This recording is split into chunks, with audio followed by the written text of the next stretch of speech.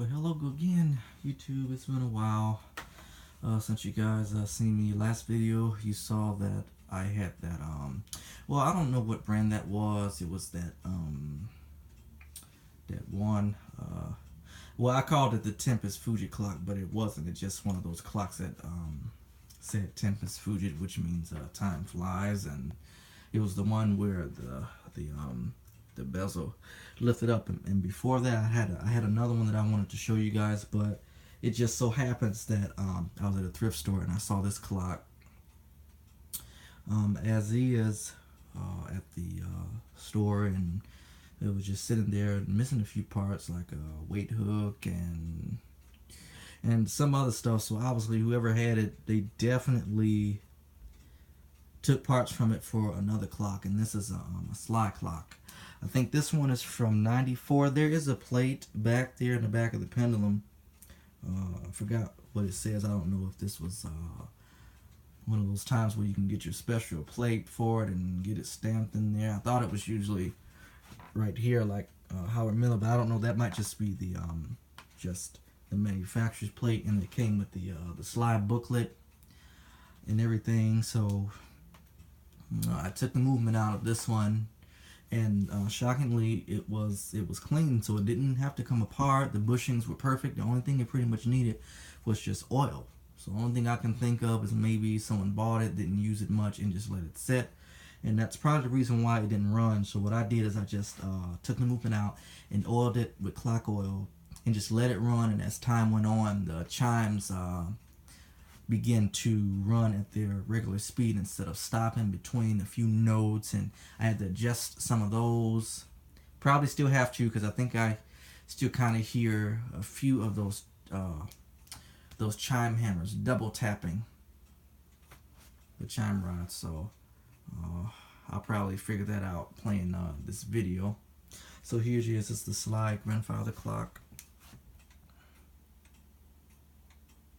Favorite thing about these is the I like the dial and the moon phase, and I love secondhand tracks. I'm a big fan of secondhand tracks. The majority of my clocks don't have second hands in front of the middle. I don't prefer that look, but if it's a wall clock and it has the hour and minute and a separate seconds track, which is either at the 6 or the 12, I'll take it. I even have a watch that I do.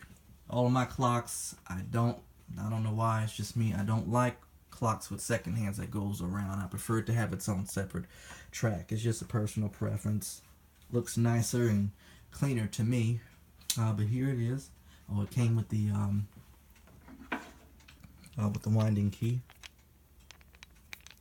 And then it had the, where it is, I just had it.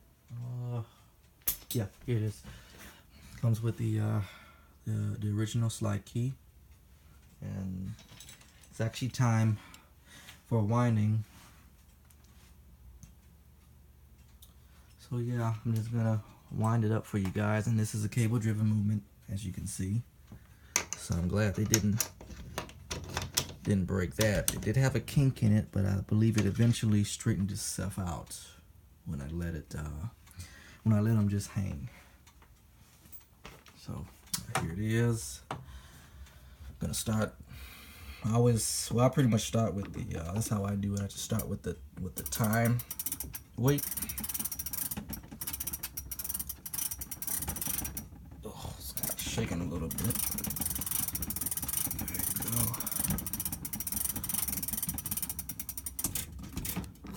And then I do the strike mechanism.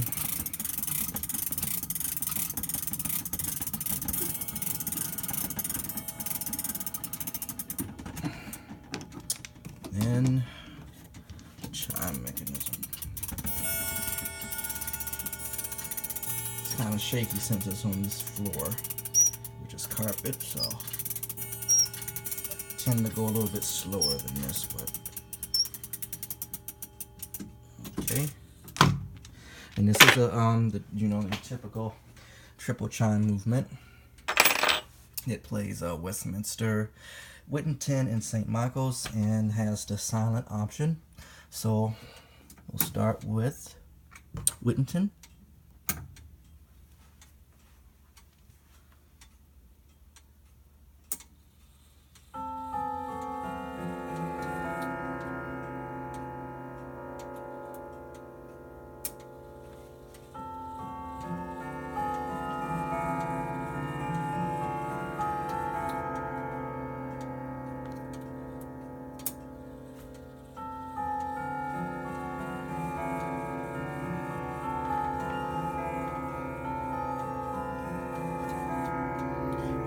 love that design on that pendulum. That's a beautiful design on the pendulum. I love it.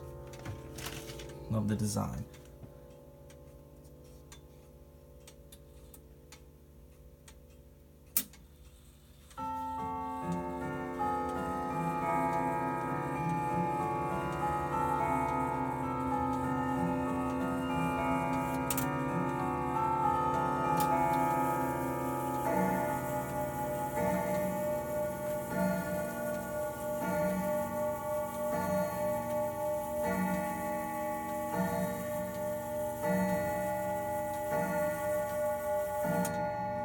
Okay, and then we'll have St. Michael's.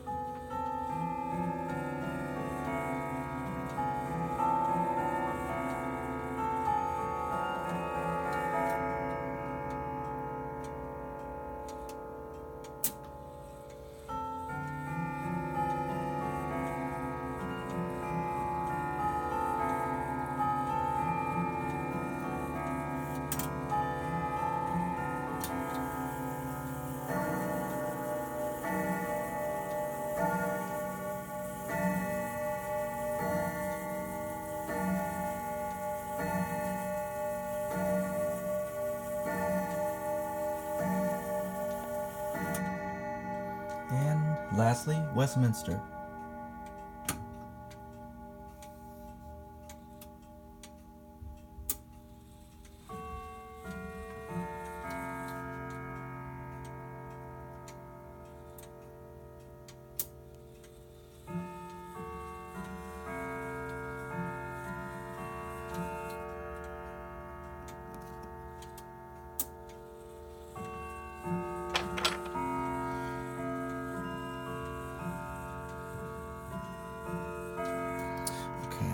Kind of move it over here,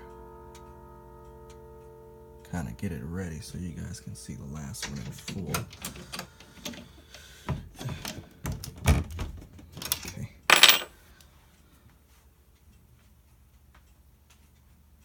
That's the Sligh grandfather clock.